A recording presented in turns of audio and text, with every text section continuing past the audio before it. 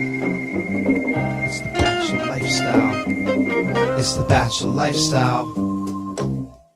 Can I sleep for a minute? It's my first impression rose. Prime back to J. Stewart. Welcome back. You are listening to The Bachelor Lifestyle from theballerlifestyle.com. We are balls deep, so to speak, in this season of Love is Blind, season 10 of Love is Blind. I'm joined, as always, by the great Jason Stewart and, of course, the great reality Steve. Gentlemen, how are we? Hello, everybody. Hello there. Yeah. Before Steve speaks, I need to do some business. On Friday, I sent out a tweet that was like a paradigm shifting, brand shifting language. I sent it to Brian. Check this out. This is the start of something new. It's brand shifting language. Yeah. And he didn't even understand what I was talking about. He didn't see the difference in my presentation than anything. So I want to tell our listeners, we have shifted brands. And I was thinking about this as I heard our great intro song by Brad in Florida. The great Brad in Florida. Yeah. Maybe he should do a show intro that mirrors this brand shifting language that I use because. Well, hold on. Yeah. So the tweet reads this: If you're tell us about the tweet. Describe the tweet. Yeah. If you're not following me, you should. At Jason Stewart. Jason's still trying to get Twitter followers in 2026. Yeah. And the language of the tweet reads like this: this has been called a great white shark in a sea of reality dating show podcasts. See, it's always been in a sea of bachelor podcasts. We were very narrow casted. We were very myopic, but now brand shifting language. Now we're reality dating show podcast. I think it just opens up this massive array of options. And Brian was so unimpressed. I was a little disappointed. I didn't even notice. But, I have just a minor quibble here, Jason. Just something that might kind of upset the apple cart of your brand shift. What is the name of the show that you're on right now? Doesn't matter. Reality Steve is going to tell us all about all of the pun bachelor names of podcasts out there that do all the reality shows. Oh, right. I'll let him do that. So we can keep the bachelor lifestyle because it's a great take on the baller lifestyle. It's a great name. But we could do a brand shifting language and everything else. I want Brad to make a new intro song that just includes more general reality dating show language. Okay. Yeah, Steve, how many bachelor podcasts have like little bachelor puns in their names, and they just do all the reality shows? I mean, come on. There's a lot. Three off the top of your mind. There's the Roses. There's ones with Rose in the name, right? Game of Roses. She's All Batch. The Batch Makers.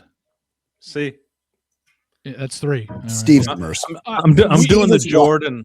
I'm doing the Jordan raise the arms thing right now for those that aren't watching the video. Yeah, Michael Jordan. Yes, I think I'm more amazed at the fact that the second we went live, Stu's camera went clear. What the hell happened here? That is kind of weird. Notice this, friend? Yes, it cleared up. Yeah, he's now cleared up. The second we went live, he was pixelated to like 1,000 pixels per screen or whatever per square inch, and then you hit record, and here we are.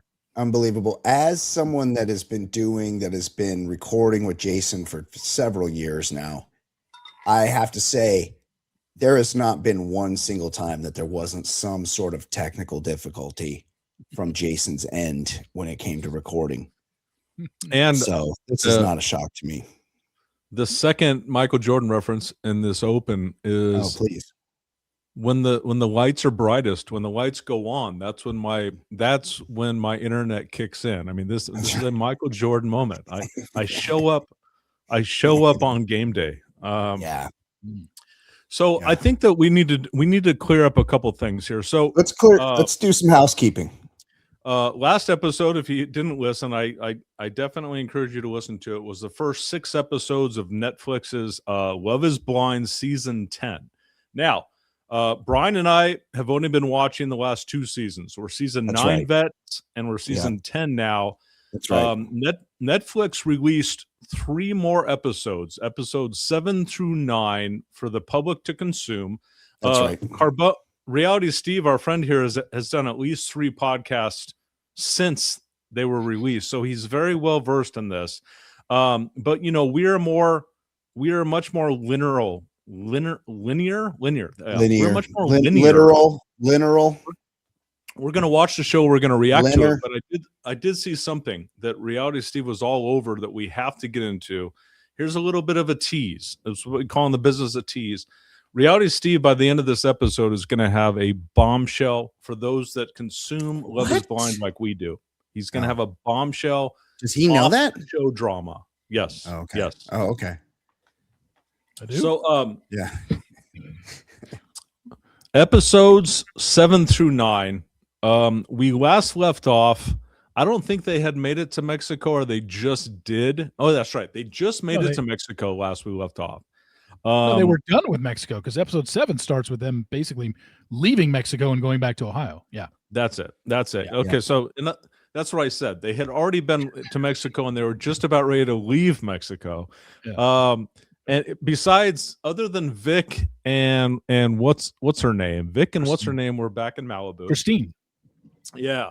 So basically 7 through 9 is the continuation of like Mexico a little bit, and then they all will go back to Ohio. And this is when Great the Pretender drama song, by the way. Yeah. This is when the drama really starts, because they just did like a pod thing that was a surreal experience. They did a vacation in Mexico, which who couldn't treat that like a honeymoon? But now they go back home, real and life, they share time in their own space, and this is when it gets really fucking good. I've told my guy Jonesy, who's a diehard listener to this podcast, but he doesn't really consume the visual content. I said, you need to watch this show because there is a payoff here with Chris and the breakup and everything. And he's like, I'm slogging through, but I'll do this. I'm like, you should do it because there's a payoff. And by the way, side note, Jonesy said this in a podcast last season or so. Brian Beckner used the phrase, because Brian Beckner's like, I still have eligibility. I played football at Costa Mesa High. That's right. This is the problem that Jonesy has with that, because you use specific language that disproves you ever played football. What'd I say? Yeah, Reality Steve, this is what Brian said. He said, I still have eligibility if Jonesy wants to use me on his Santa Ana College football team. That's right. I could stunt the A gap. I was a, quote, hand in the dirt middle linebacker. Well, no, that's not true. I didn't say that because I played on the outside. Yeah. Oh no, you said hand in the dirt middle linebacker. Look, I was just using phraseology here. But the bottom line is I got the tangibles, I got the numbers. So he needs me. I could line up, I could be a third down guy. Let him know. What do you think? I thought it was intangibles. He said, I got the tangibles. I got tangibles. Another word where he's just like, wait, it might be dismissing his high school football career.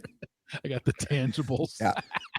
I could let him know I can stunt the A gap for him. Okay. So is this Jonesy? Is he watching? What did he tell you what episode he's on? No, he's watching. I think he's slogging through, still in the pods. He's still in the pods. And I keep encouraging him. Well, we're not doing the show for Jonesy. Yeah.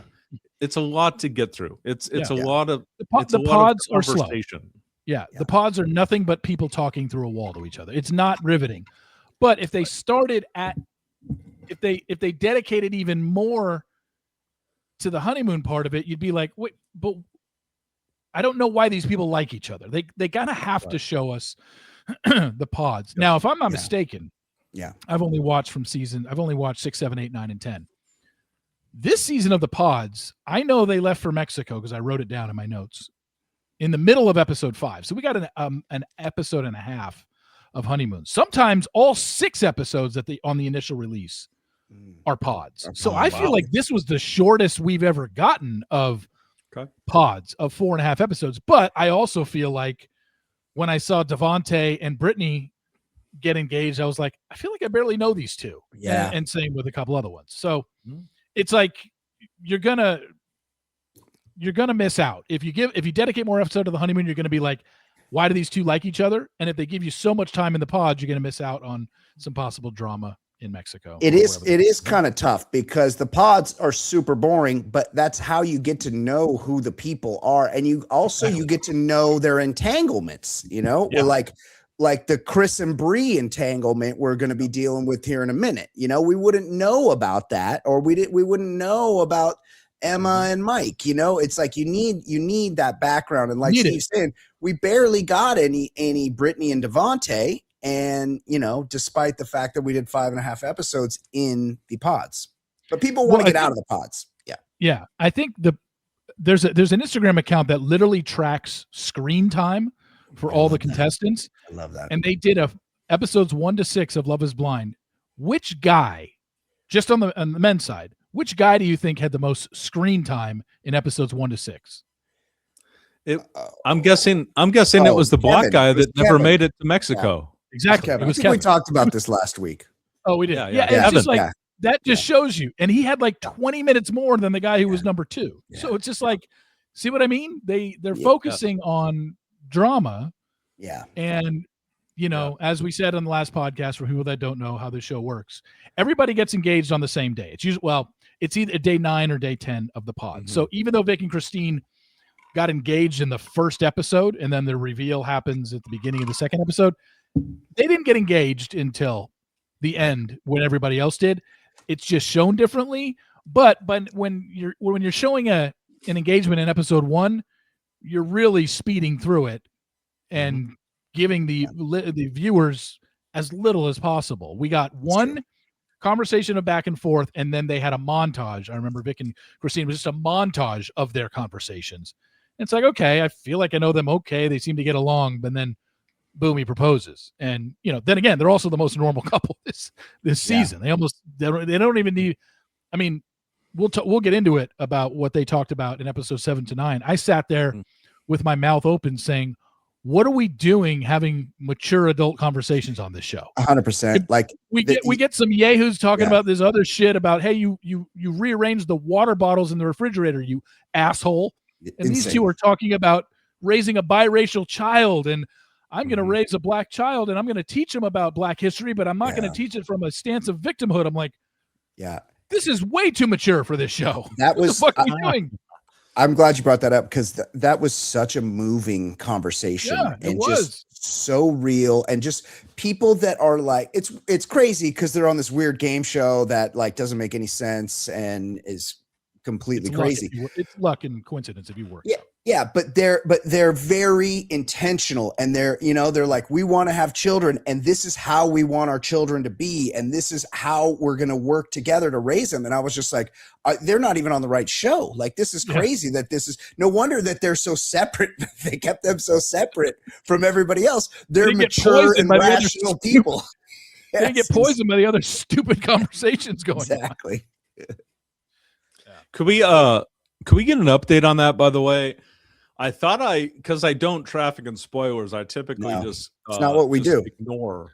But like, I thought I had seen something like the real reason Vic and Christine were in Malibu was revealed. Was there ever a real reason, or was that we went over that bullshit? We went over that last podcast. You probably weren't paying attention. No, we went over it.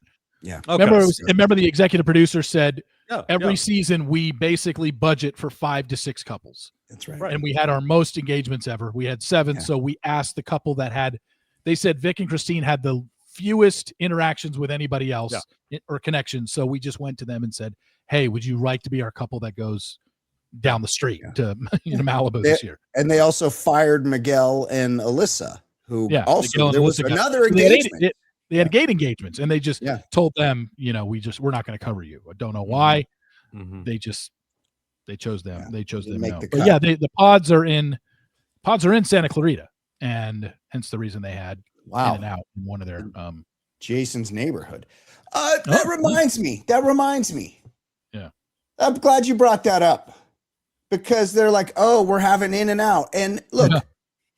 the burgers looked okay to me. The fries looked sus. Now I'm an In and Out fry lover. The key to In and Out fries is you get them light well. That you just have them cook them just a little bit more so they're a little crispy. But the In and Out fry size is very specific. It's more along the lines of a shoestring type fry. These looked like steak fries that they were eating. They did not look. They did not look like In and Out fries to me. And so they're like, oh, we're having In and Out. And I was like, and it's, maybe sometimes things don't read the same on the screen. I don't know. I don't know if you guys noticed. I didn't. But I sussed out that Chris, the 5'5" Chris on this Love Is Blind season is wearing lifts. He's wearing boots with lifts in the soles to make him look 5'6.5". So I also noticed the fries. That's all I'll say. No, that was my point to Beckner last Friday. Yeah, like Brian's brand on these podcasts is that he compulses, like he obsesses over the smallest of details. Like he remembers the fries and he remembers like people's eyebrows and shit. I use massive. You're gonna see the shoes. Yeah, I use massive brand shifting language in my tweet, and he was like, "What am I seeing here? I don't understand what you mean. I don't understand that you're trying to expand our brand and try to make a lot more money than we already have." Like he doesn't recognize that. Crazy. But let's work backwards, Steve. Let's work backwards because I want to keep teasing your amazing bombshell about Chris. I want to keep teasing that. I want to keep kicking that down the road. Yeah. Let's work backwards and forwards. So there was news today. The contestant Amber, who is engaged to the fat guy Jordan. We all love a fat guy with a beard, by the way. Yeah. Fat guy with a beard. I very much know that. Amber, who I think Brian says is at least 45. I think you said on the episode last week. Yeah. Well, she must have obviously been getting a lot of those responses on her social media because she felt compelled to show the world her driver's license now. Yeah. Amber's 34 on her driver's license, but this is what I would argue. Amber, if she's 34, she looks extremely old for 30. She's like she's the Greg Oden of Love Is Blind. She's got a mature look. Now, don't get me wrong. We love Amber. She's great. She's great TV. She seems like a really nice person. She seems real into this Jordan guy. She just has it's the way she presents. She presents a little more mature for her age. That's all. Mm-hmm. And she has what, like an 8 or 9 year old, Steve? You have any information on Amber other than their driver's license? Her daughter is 7. Emma. 7. Is her daughter's name. Emma, of course. Emma, who happens to be the name of the Asian girl on this season. Also, I think Amber, the interesting thing to me in this batch of 3 episodes was the fact that when Amber and Jordan were at their apartment. So I watched this show and I'm taking notes. So sometimes I'm not looking at the TV, but I'm hearing it. Yeah. And I'm just writing stuff down. And I see that Amber and Jordan are about to have a visitor come over. And it's like, oh. And then I look up at the screen and I'm like, oh, cool. Amber gets to meet Jordan's brother. And they're like, no. Yeah. This is Amber's brother. Amber's brother looks like Jordan's brother. Looks like he could absolutely 1000% be related to Jordan. Heftier same body guy, type. Yep. Same body type. And I look up and I'm thinking, oh, Jordan's brother came over. And then as I listened to more of the conversation, I'm like, oh no, it's Amber's brother. And it's almost like, look, let's be honest here. And this is no shade at heftier white guys with beards. Yeah. But for this show, Jordan is not what you would consider conventionally attractive for this show. No, No, he's not. But- He just isn't. but dad bods are real in. Chicks dig dad bods. Yeah. Chicks do not like abs. Chicks are not ab obsessed. They only are on The Bachelor because it's shows made by gay guys. Then why are you walking 5 or 6 miles a day now? What's that all about? Giving us updates and Exactly. is that to get in shape, right? My ship has sailed. But yes, yeah, he definitely doesn't. And I would say like Devontae similarly, they're he's not- more, like huskier dudes, which we need. We need that kind of representation. No, it was just the one thing I noticed about Jordan and Amber. I feel like the only thing I think we found out about Jordan and Amber is Jordan said when they met up, I think with his friends, he's like, I've met the father. I've met Emma's father. Things went well. Great guy. Everything. At least we haven't seen yet Emma on screen or him saying, I've met her daughter. I think that's coming. Yeah. Because he's got to meet her daughter before they walk down the aisle. If they ever get to that point, he's going to meet the daughter. But yeah, he's met the dad and he said it went well, but he has not met Emma yet. I think that there's the thing with Amber and Jordan that I think is very genuine. Like, I think Jordan very much feels like he's outkicked his coverage here because she's a 34-year-old who looks 44, but she's a great looking 44 and she's got a great attitude. Great job. And a rock and roll, everything else. Yeah. And then Amber, I just think wants a decent dude to raise her kid with. Like, she's got very low standards for the person. I think she's been through the ringer many times with men. And I think that, so there's something very genuine about this couple. I just think that they are in love. I like them too. If you guys are good with moving on, I have serious issues with the Mike and Emma couple. So Emma is the adopted Chinese woman who's had a bunch of surgeries on birthmarks and stuff. Let's go with 8. And I swear to God, I am so sick of conversation about whether or not she wants kids. Like the people that produce the show, that edit the show, that think this is compelling, I've reached my limit. Like, it's become white noise. Trying to hear Emma navigate her way and try to explain her reasons for being conflicted about having kids is so boring at this point. But I will give you this. Tell me. I will give you this.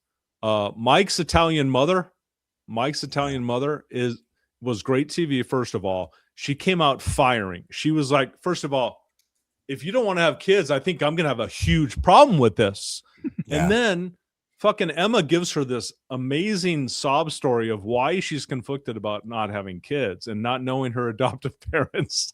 And then the mother like totally had to ease back.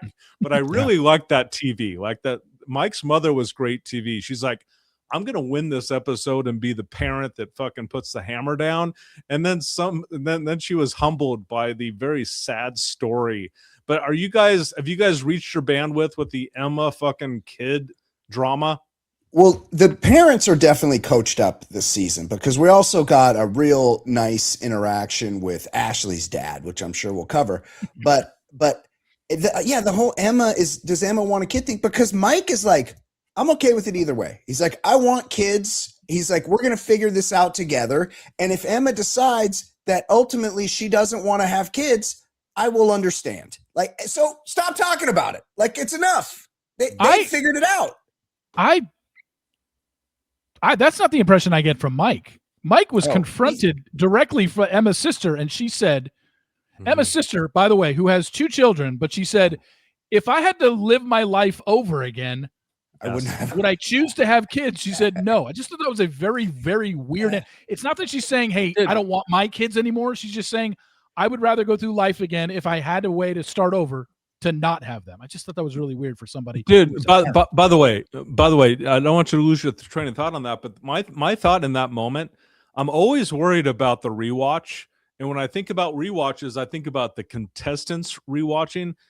In 10 or 15 years, when those kids rewatch their mom say that she would rather not have had them, like, what the fuck is that? It's great. Yeah, so she says that, and then that leads me to believe like Emma growing up, her older sister has probably instilled this, that, hey, maybe it isn't so great having kids, whatever the dynamic is there. Mhm. But she says to Mike, could you see yourself not having kids? And his answer ultimately was no. Like, he directly told the sister, I do not see myself in the future not having kids. And Emma is, as we know, she has said it since the very first time she stepped in the pods. I'm 50-50. I do not know yet. Now, she's got all these reasons. Those are her reasons. She can work those out herself. But Mike is 100% I'm having kids, and Emma is I'm 50-50. Yeah. And then Mike says in interviews and in ITMs and confessionals, like, hey, no pressure on Emma, her decision. Yeah. But to me, it kind of is a pressure, because you're basically saying, you're not telling Emma, I'm breaking up with you if we don't have kids, but you're basically saying, I can't see myself in the future without kids. So if Emma comes to him one day and says, you know what, I've decided I don't want him, then these two are done. So you are technically putting pressure on her without putting pressure on her. That's the way I look at it. So he's sort of talking out of both sides of his mouth. Both sides of his mouth. Yeah. Yeah. For sure. And one last thing on the parents for Emma. Yeah. I thought it was really interesting that the parents don't seem to know anything about their daughter, where she literally said, they would go to the PTA meetings for school growing up, and they said, oh my God, Emma's the life of the class, always talkative, has all these friends. They said, we had no idea. We had no idea she would come home and just close her door and go to her room. We had no idea you were affected by your scars. Yeah. What? Mm-hmm. How do your parents not know this about you? Yeah. Like, is that bad parenting, or is that her not just talking to her parents? I don't know, but that was very bizarre that they had no clue that her scars that run literally sleeve on her arm didn't bother her. They had no idea. Like, they need to get with the program. Yeah, I thought that was kind of crazy too. I noticed that as well. And I thought it was interesting that, like, they already had kids. It wasn't like they couldn't have kids. They already had Emma's kids. the youngest, right? Yeah, and they went Emma's and the youngest. Her. Yeah. I thought it was kind of weird. What else, Jason? So speaking of the watchback, so there is one couple I think that I'm concerned about on the watchback, and this is Alex and Ashley. Now, Alex is the former soccer player who just obviously is not over the fact that he's can't play soccer anymore. And then Ashley is like the really good looking blonde who is like rail thin and the opposite of Alex's type. So the watchback, as we mentioned last episode, is when Ashley watches this back and sees Alex tell Brittany, who is a curvy brown skin brunette, that I always date your type. I think that they're done on the watchback. But anyways, they're probably done before then. And Steve probably has all that. Yeah. But anyways, this episode featured like one of the greatest parent interrogations in the history of reality dating shows. Yeah. As we expand our brand, the brand shifting language. Back to that. In the history of reality dating shows, Ashley's dad is a lawyer. You could tell divorce lawyer. He grilled Alex, and Alex is he's a player who is very natural at being full of shit. So he does a pretty good job, and then he's exposed in other points. But like anybody who's listening to this who hasn't paid attention to Love Is Blind, if you watch anything in the season, you should watch the parent interrogation of Alex. How do you think Alex came out in that whole exchange? Well, considering at the end of it, the dad was telling the camera in a confessional, honesty isn't Alex's best trait. That's a great read, by the way. That's a great read on him, by the way. Being an absolute liar and a bullshitter. Yeah. He's one of those guys that just bullshits his way through life. He's good looking and he's an athlete. He's a total bullshit artist. The dad just lines him up, just tees him up and just destroys him, catches him in a whole bunch of lies. But it gets even worse because then later in the episode, he sits down with Ashley, and Ashley is an even better lawyer than her dad because she starts questioning him. She's like, so you went to Austin And he's constantly, every answer is a lie. She's like, he's like, so you went to Austin? He's like, and she's like, this is to see the girl that was going to move to Australia with you. And he's like, well, no, it was to see a lot of people. And she's like, and when was that again exactly? Oh, that was in October, but you said in September you had just broken up. It's like boom, boom, boom. And all he's doing is looking down and just coming up with lie after lie. This guy should be fucking sending Chris a Christmas card for the rest of his life, because Alex would be the biggest asshole piece of shit on the internet right now if it weren't for Chris doing that times 10. Yeah. Well, I think the crazy thing about Alex, obviously just an absolute bullshitter, but that Austin story, it's like, it is clear as day now. He went to Austin to go bang his ex-girlfriend. It wasn't just to be like, hey, I was in Austin. I just wanted to meet up with her. Yeah, what's going on? Yeah, he went and banged his ex-girlfriend.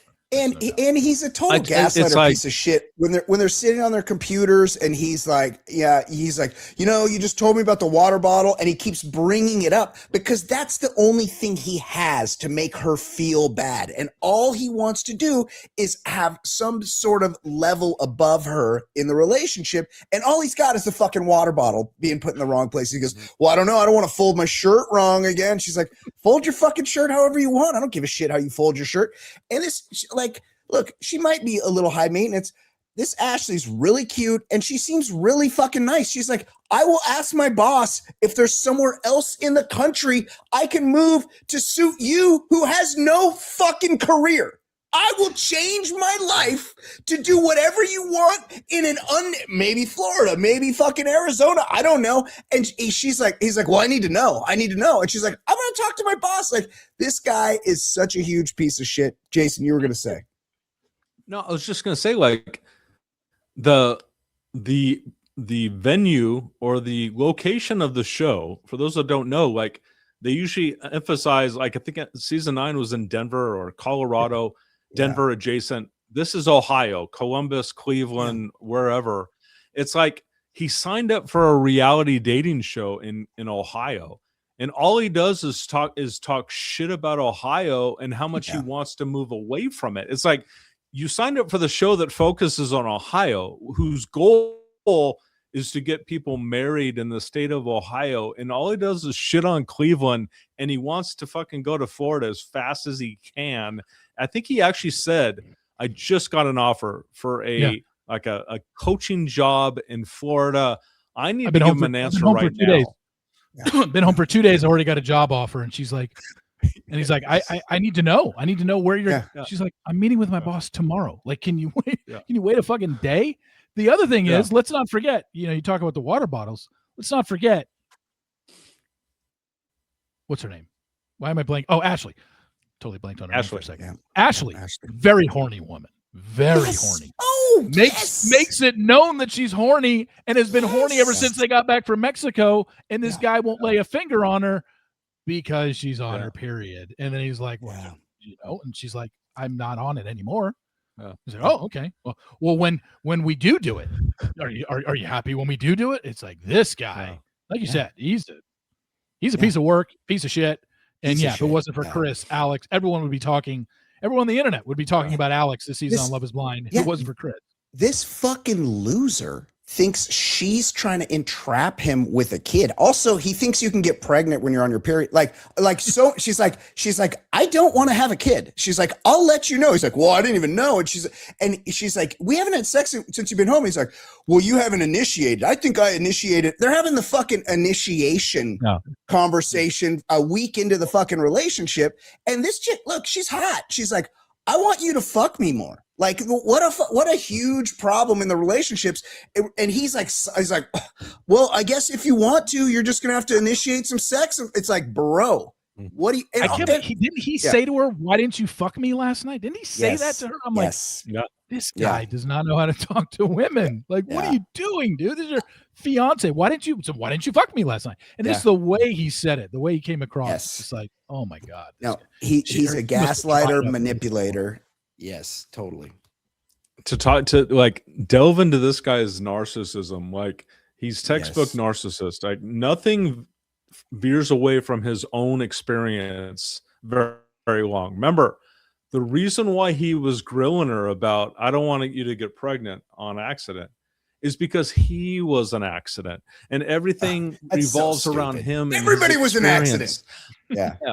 I was an accident. So I'm afraid that you're going to have an accident with my sperm. It's just so fucking narcissistic. So we move on to, I want to focus on the two couples with the best drama. So Brie and our guy, what's his face? The dumpster salesman. Connor. Okay, so Yeah. Brie and Connor are having issues. They both meet each other's families and they get along fine, but Brie keeps giving him shit about the way he upkeeps his house, that he's like a kind of a frat boy bachelor guy. She keeps saying he had a keg left over from New Year's. The Christmas so she tree has is still issues up. with him. How do we feel about Brie and Connor right now?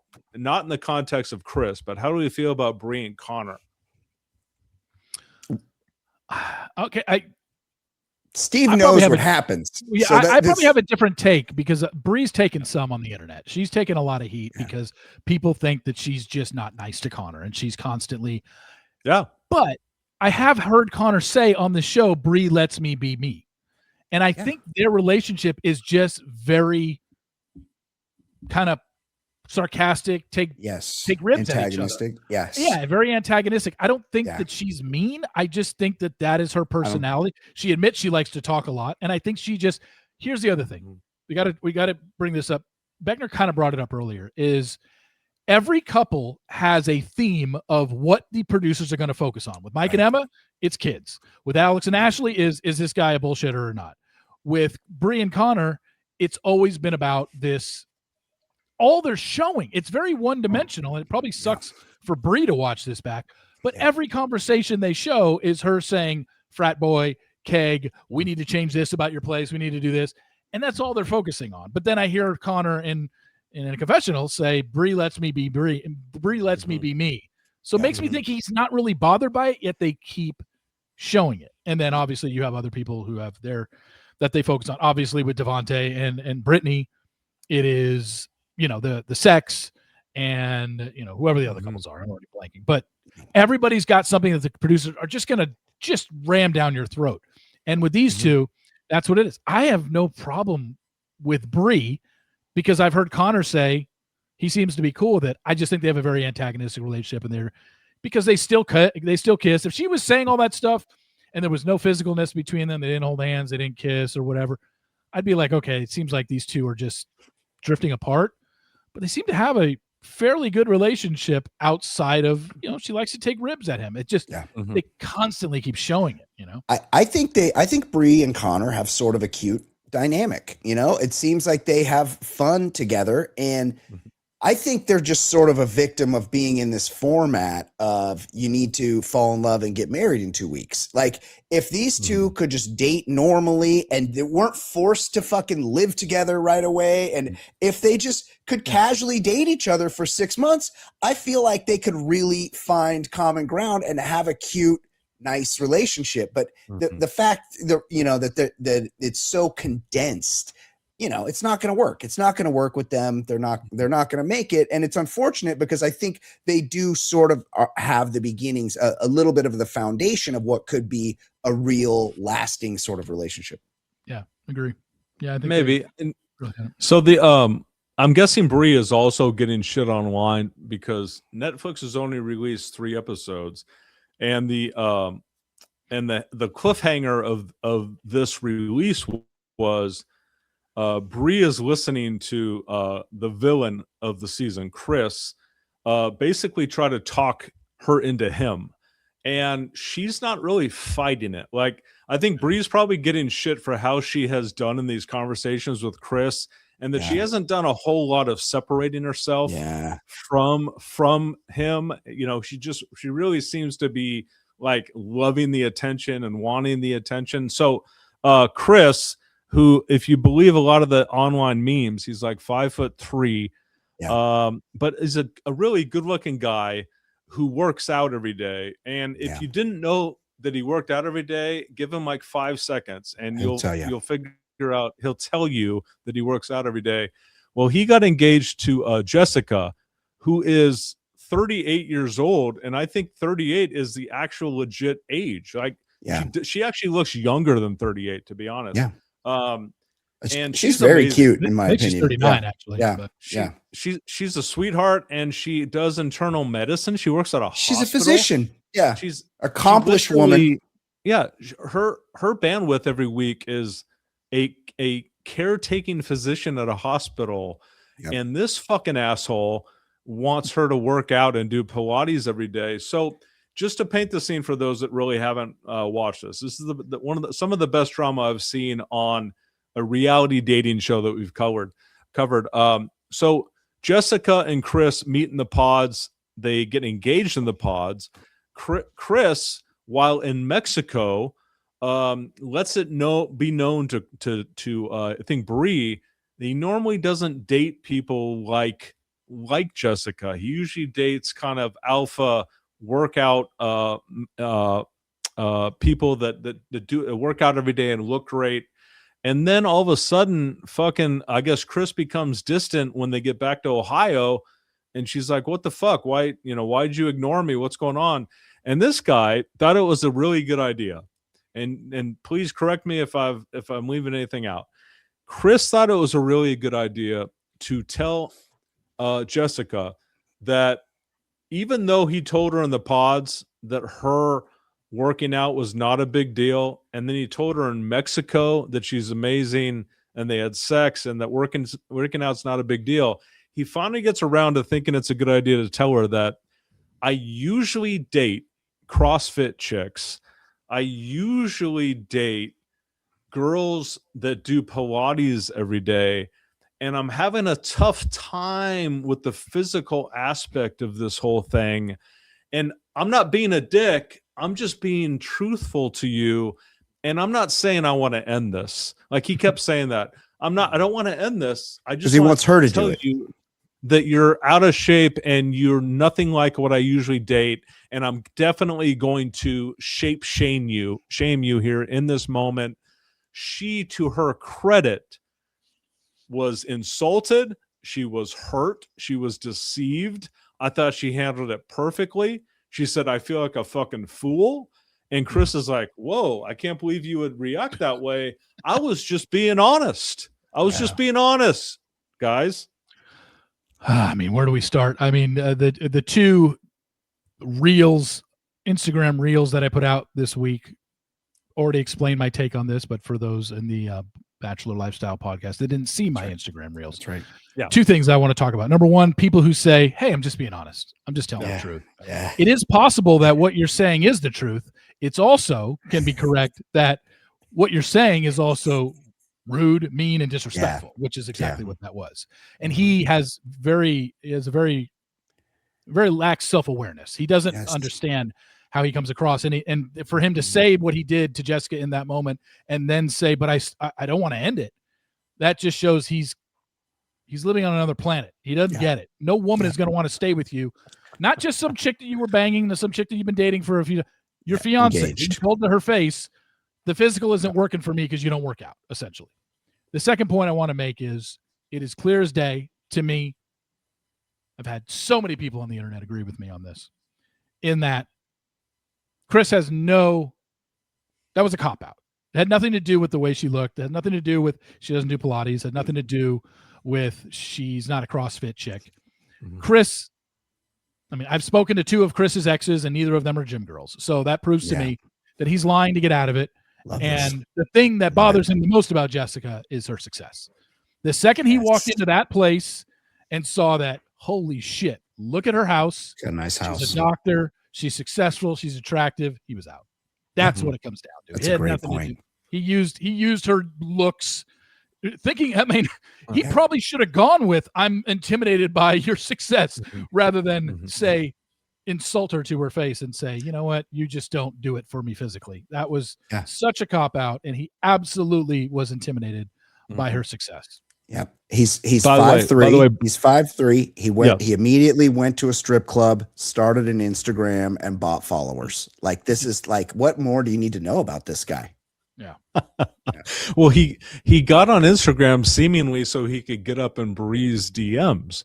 But that's the right. the night after that breakup with Jessica, he creates an Instagram account and goes on his Instagram stories and went to a strip club and led a woman on his lap and made sure that people in the story saw he had a stripper on his lap. Chris has since done an interview with Entertainment Weekly and was asked directly by that person, do you think essentially that was a good idea? What do you think about that?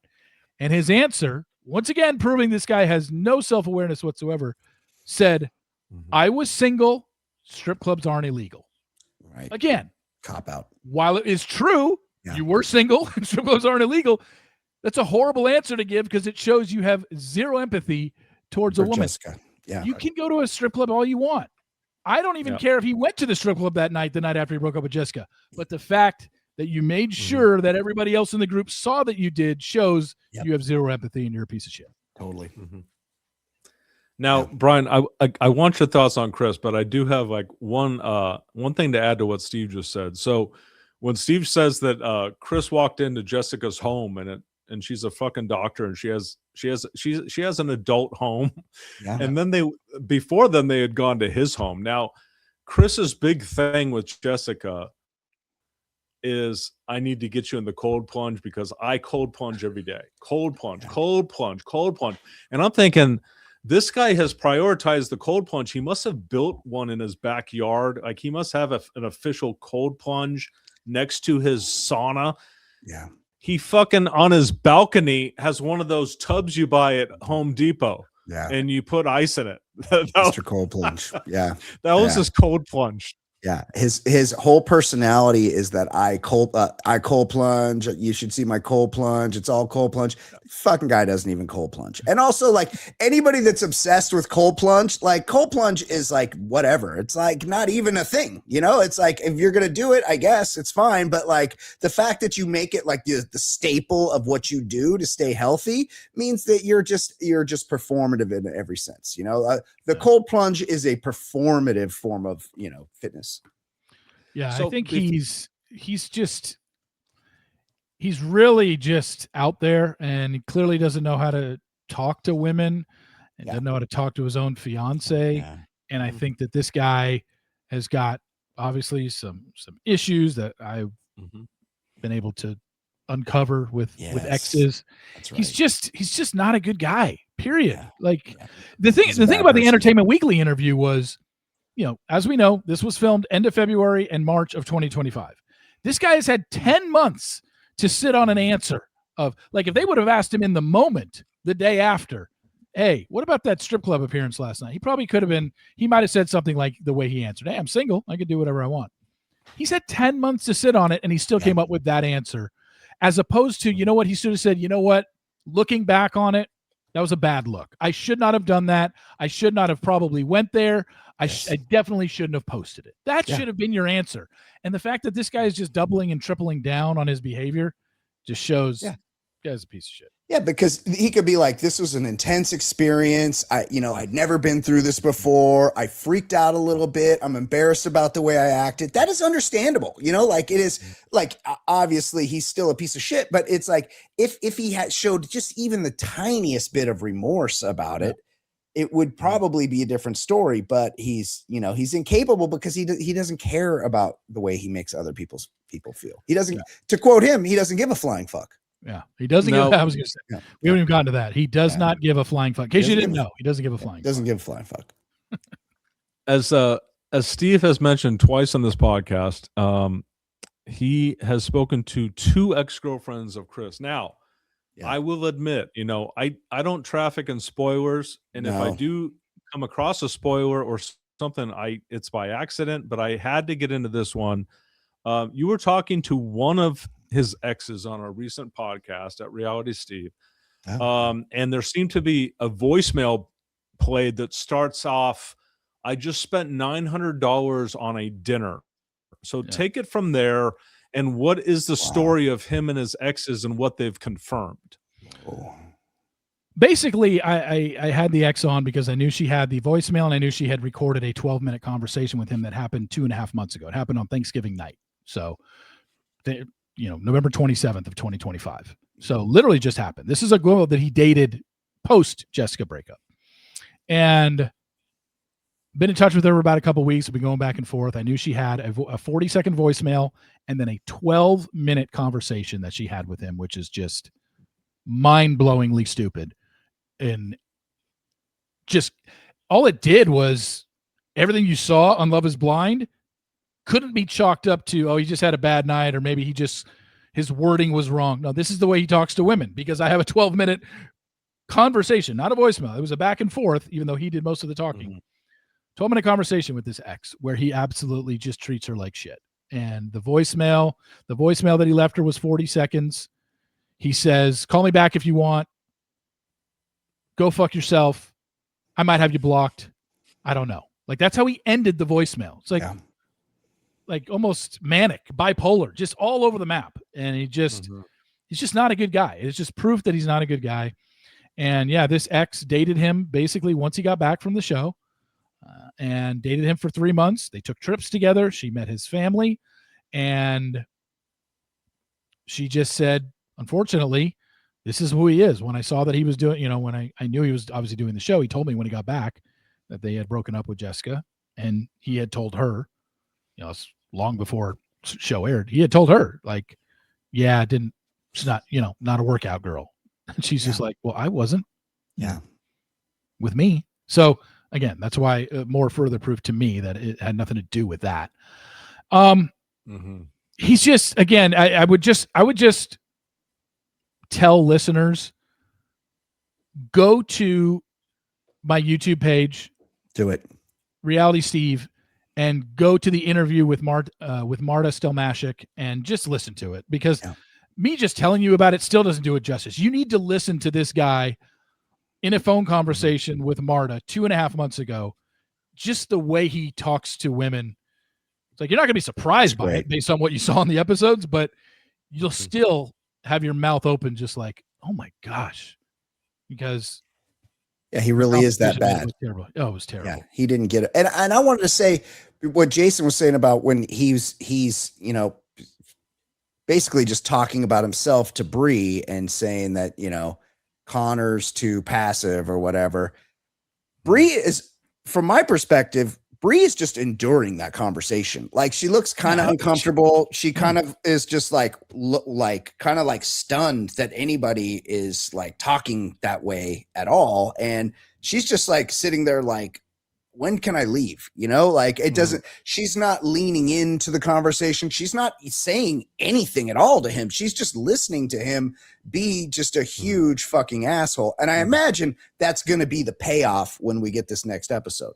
I would hope so. And another thing to keep people updated, Brie has done an interview in real time, and she has said, when Chris and I spoke in Cabo, we kind of basically closed the door on everything, because remember when they were in the pods, she broke up with him, and then he said, it's great that you told me this. I was actually going to break up with you today. That was them. Yeah. And she said, we had pretty much, when I talked to him in Cabo, we had pretty much sealed the deal on, we're just friends, and we didn't see each other anything more than that. And she goes, and then at the mixer, he just all of a sudden springs this on me that, it should have been you. I should have picked you. You're hot. Connor's passive. She's just like, I had no idea this was coming, because he had never expressed this before that moment. So yeah, as a woman, you're probably in that moment like, well, shit, what do I do now? You're not going to just be like, turn and walk away. Yeah. They obviously know they're filming a show. I also think there was some crafty editing there. I think a lot of the shots we saw of Brie were over the shoulder of him. And I think they were just generic shots of her, not reaction shots to what he was actually saying. So probably. Yeah, exactly. Probably. That's exactly right. It's the edit. Yep. And the mixer that Steve is referring to now, the 2 seasons that Brian and I have consumed. So once they get back to their hometowns and they've lived together for a while, the show stirs shit up, and they have them all meet at this exclusive place that they've rented out for the night, and all the contestants return. So the past dramas resurface, and people like Kevin, who didn't even do anything, he's able to come on. So during this mixer, a couple things happen. Ashley, who Chris really screwed over, shows up and tells the women all the details. And by the way, in the list of things that you never see in real life that Love is Blind seems to do all the time, the group hug by the women, when they have like 5 or more women hugging at the same time, you never see that in real life. That those don't exist. So that's a made for TV gesture. I'm never going to believe that they do that organically. But Ashley tells all the women and further muddies the water for Chris. And Chris, I guess, got really drunk. So you have the combination of the entire cast of contestants hating Chris, and then Chris getting really drunk, and I don't give a fuck about anything anyone thinks. Then it ends with him and Brie talking. But I will say this: it was at a bowling alley / bar or whatever. There were a couple things that haven't been settled, and that's Kevin walking into the bar, and then Kia being there. That. Oh yeah, that's and Priyanka. Something that I have a feeling that there's going to be some more drama when the next episodes are released. That part. Yeah. Yes. And it looks like what was the other part that I got from that? It looks like Priyanka knows Alex from running in the same circles. That was weird. Yeah. That was weird, right?